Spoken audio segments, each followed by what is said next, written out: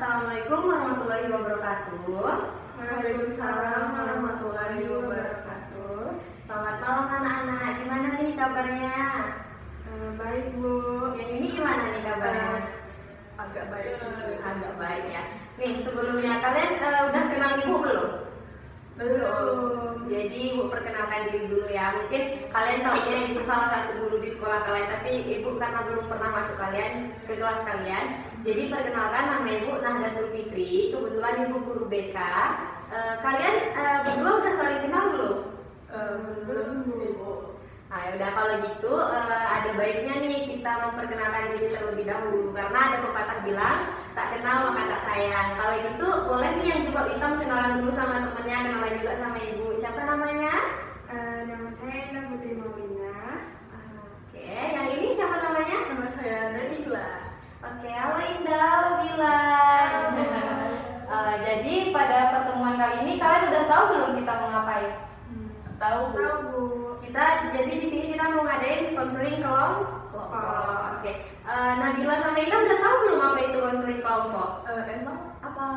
Emang artinya konseling itu apa Bu? Jadi konseling itu adalah pemberi bantuan. Nah, kalau konseling kelompok itu adalah pemberi bantuan untuk memecahkan masalah dengan menggunakan dinamika kelompok. Nah, kenapa di sini Ibu bilang konseling kelompok? Karena kalian di sini lebih dari satu orang, kan kalian berdua nih kan?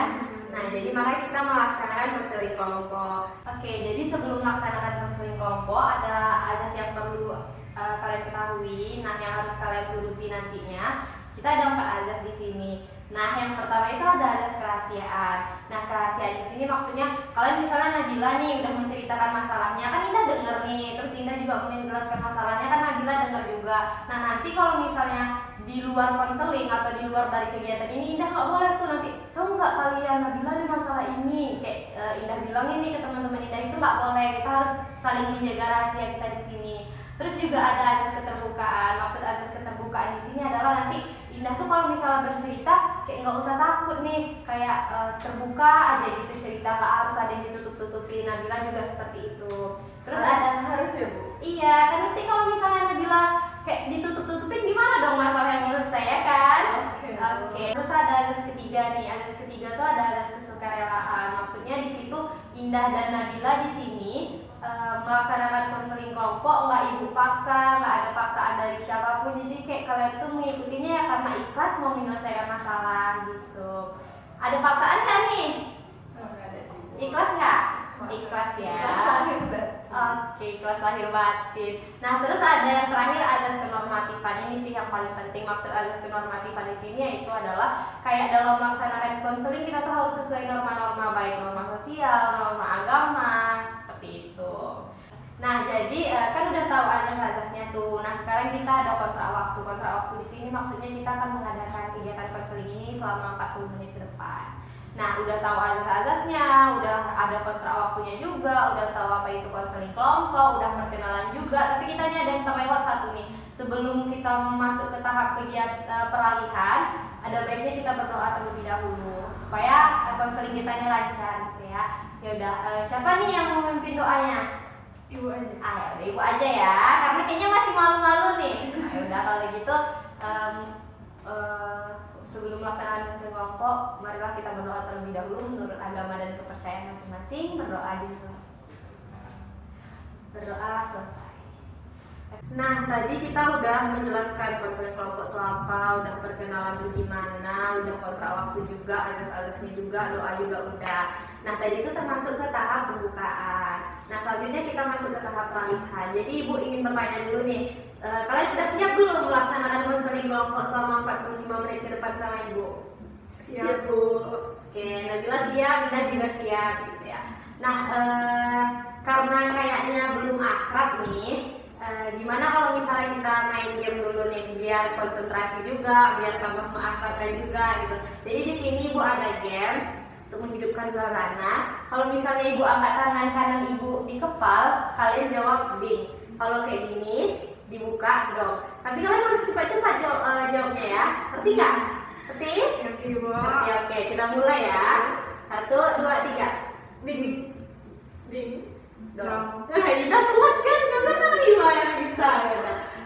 Daripada memperpanjang waktu, terus kita langsung aja nih. Nah, tadi kan udah masuk ke games juga, walaupun gamesnya sedikit karena mengingat waktu juga kan. Nah, baiklah kita akan masuk ke tahap kegiatan. Nah, di tahap kegiatan ini adalah inti dari kegiatan konseling kita.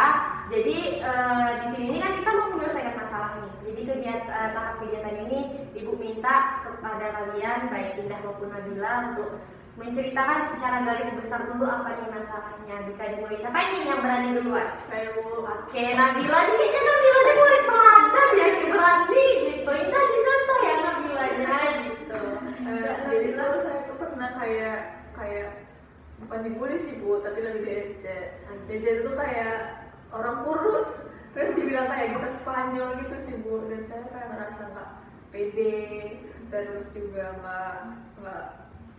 nggak berani untuk bercerita duluan kepada orang gitu. Jadi Nabila nih sekarang permasalahannya adalah kayak kurangnya rasa percaya diri Ya, karena pernah gitu. diejek gitu. Nah, terus kalau Indah apa nih masalah Indah? Kayaknya berat kali nih masalah Indah karena diam aja gitu kan. Apa nih? Namanya pemalu, Bu. Nah, iya Indah kelihatan ya pemalunya ya.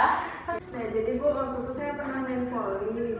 Nah, jadi pas latihan kaki saya cedera, Bu. Kebetulan itu udah mau dekat hari mau lomba. Nah, saya kesal karena saya nggak dibolehin ikut lomba. Padahal lomba itu adalah hal yang sangat saya inginkan. Karena saya udah latihan dari jauh hari. Jadi saya kesal sampai stres dan frustasi. Ya sih, kayak Ibu mengerti sih perasaan Indah, maksudnya tuh kayak kita tuh pengen kali gitu kan, tapi kenapa pas sudah di hari H malah nggak bisa gitu. Nah, jadi Nabila udah ceritain masalah Nabila, Indah juga secara garis besar. Nah, gimana nih? Jadi masalah pada pertemuan ini kita bisa cuma nyelesain satu masalah. Nah, menurut kalian masalah siapa dulu nih yang mau diselesaikan? Maksudnya masalah siapa nih yang lebih berat yang harusnya yang diselesaikan lebih dahulu? Kalian mau nyelesain masalah siapa dulu nih di sini? Kayaknya Indah sih, Bu. Kayaknya Indah ya gitu kan. Nabila bilang Indah mau nggak nyeritain masalahnya? Mau. Ya udah, jadi pada pertemuan kali ini kita akan membahas masalah Indah ya. Jadi kalau udah Indah jelasin nih secara garis besar, Nabilanya juga udah dengar kayak stres gitu kan, karena emang tujuan Indah nih pengen kali kan tanding volley itu gitu kan, pengen dapat medali dan segala macam. Nah, jadi gimana nih menurut Nabila, saran Nabila terhadap Indah atau nasihat apa kita yang Nabila sampaikan? Kalau Bila jadi Indah tuh, Bila yang pastinya pertama sabar dulu untuk fokus ke kesembuhan kakinya. Terus nanti itu setelah sembuh baru ikut lomba lagi, dan mensuges diri tuh kalau misalnya lomba yang selanjutnya bisa lebih dari sebelumnya gitu sih. Nah, kalau menurut Ibu sendiri, Ibu kasih saran ke Indahnya nggak jauh beda sih dari apa yang udah Nabila bilang. Ya namanya cedera ya, Indah emang harus kayak recovery dulu kan, kayak kesehatan Indah lebih penting dari piagam atau penghargaan. Ibu tahu di sini Indah emang sangat menginginkan hal itu, tapi ya namanya musibah kan kita juga nggak tahu gimana gitu. Nah, jadi Indah ya udah selagi orang petanding ya Indah fokus kesembuhan Indah. Nah, nanti kalau misalnya udah lumayan sembuh, Indah bisa latihan lagi dan mengikuti kegiatan yang mungkin bahkan lebih tingkat kejuaraannya lebih bagus gitu. Dan mungkin rezeki Indah memang belum di sini, dan mungkin besok bakal menang di tim berikutnya kayak gitu. Jadi kan Indah udah denger nih apa saran Nabila, terus saran dari Ibu juga. juga. Terus sekarang Ibu bakal ngadain konseling dengan pendekatan realita. Nah, pendekatan realita itu apa? Sesuai namanya. Jadi realita itu adalah menerima kenyataan yang telah terjadi. Kayak nggak stuck di masalah indah. Ya indah, apapun yang terjadi harus ngelewatin itu karena masa depan dan perjalanan indah masih ada gitu. Jadi realita di sini adalah kayak menerima apa yang terjadi, menerima realita yang ada gitu. Jadi dengan pendekatan konseling realita, Ibu bakal menggunakan teknik WDFP. Nah, WDFP itu adalah kepanjangan dari W-nya ada want, D-nya ada doing, E-nya ada evaluasi, dan P-nya ada planning. Nah, jadi di sini Indah udah tahu belum want, keinginan. Keinginan Indah ini apa sebenarnya gitu. Indah udah bisa menarik kesimpulan belum apa sih keinginan Indah gitu. Kalau keinginan saya sih Bu, saya pengen sembuh biar bisa ikut lomba lagi. Jadi kayak pengen sembuh biar bisa ikut tanding lagi nih secepatnya gitu ya. Iya. Nah, Indah udah tahu Indah itu keinginan Indah apa. Terus D, doing. Doing ini adalah kayak mana sih Indah mencapai want tadi. Indah udah tahu belum apa yang harus Indah lakukan supaya kesembuhan Indah tercapai, want Indah tercapai. Iya, yang harus dilakuin sih Bu, kayak contohnya kayak terapi, terus berobat, minum obat teratur, ya gitulah Bu. Oke, jadi Indah udah tahu Indah apa, D Indah apa, want Indah apa, doing Indah apa. Terus E, evaluasi. Menurut Indah udah sejalan belum keinginan Indah dan tingkah laku Indah nih udah sejalan belum dengan keadaan Indah yang sekarang? Emang Indah sekarang udah melakukan pengobatan belum? Udah ngelakuin terapi belum? Udah minum obat-obatan yang disuruh dokternya belum? Belum sih Bu, soalnya kan saya kemarin tuh sempat stres, jadi saya belum yang mikirin kesehatan gitu Bu, belum melakukan doing-nya seperti yang Ibu bilang. Want-nya udah tahu Indah apa, doing-nya udah tahu Indah apa, evaluasinya juga Indah tahu di mana letak salahnya. Terus sekarang ada planning, P terakhir nih. Perencanaan Indah nih gimana supaya nanti W-nya tercapai, doing-nya terlaksana, evaluasinya berjalan lancar dan evaluasinya nih benar. Terus planning Indah nih gimana nih? Ya planningnya tuh sih Bu, saya kayak pengen sembuh, terus berobat, terapi, sama lebih menjaga kesehatan saya supaya saya bisa cepat-cepat ikutan lomba lagi. Oke, gitu. Nah, Indah udah tahu apa pendekatan yang harus menerima. Jadi Indah udah menerima keadaan Indah belum sekarang nih? Kalau sekarang sih udah Bu, karena saya udah menjalani semuanya dan akhirnya saya menerima keadaan saya seperti ini. Ya udah dikasih saran juga kan nih sama Nabila juga gitu kan. Udah tahu keinginan Indah apa, melakukan apa, terus planningnya juga udah tahu apa gitu. Nah, kayaknya udah hampir 45 menit. Kayaknya nih udah lumayan malam juga. Ibu rasa kita akhiri saja kegiatan ini karena Indah juga udah tahu nih Indah harus ngelakuin apa. Nah, tapi sebelum itu Ibu kasih tugas dulu. Tugas rumah di sini adalah maksudnya ketika pertemuan berikutnya nanti Ibu tanya nih kembali sama Indah, Ibu follow up lagi nih, Indah udah betul menjalankan belum apa yang Indah bilang? Indah udah menjalankan belum apa planning Indah itu gitu. Nah, pada pertemuan minggu besok kita bakal nih yang menjelaskan dan menyelesaikan masalah dari Nabila. Jadi pada pertemuan kali ini udah Ibu kasih tugas rumah juga. Ibu tutup pertemuan kita kali ini. Ibu mohon maaf apabila ada salah dan khilaf kata.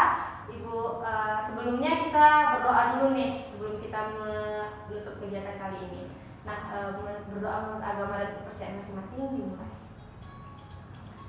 Oke, berdoa selesai. Kalau gitu kita akan bertemu lagi di hari yang sama dan di jam yang sama untuk menyelesaikan masalah Nabila besok. Jadi minggu depan tuh ya. PR apa nih kumpul Bu? Untuk PR-nya nanti Ibu follow up lagi, Ibu tanya sama Indahnya. Jadi Indah harus benar-benar ngejalanin itu ya. Siap. Oke, ya udah. Jadi kalau gitu kita akhiri. Assalamualaikum